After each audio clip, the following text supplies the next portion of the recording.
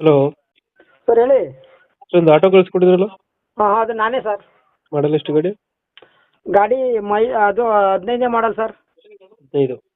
ಹ್ಞೂ owner ಎಷ್ಟಾಗಿದ್ದಾರೆ? Sir 5ನೇ owner ಆಗಿದೆ. ಡಾಕ್ಯುಮೆಂಟ್ಸ್ ಎಲ್ಲ ರನ್ನಿಂಗ್ ಇದೆ ಗಾಡಿದು?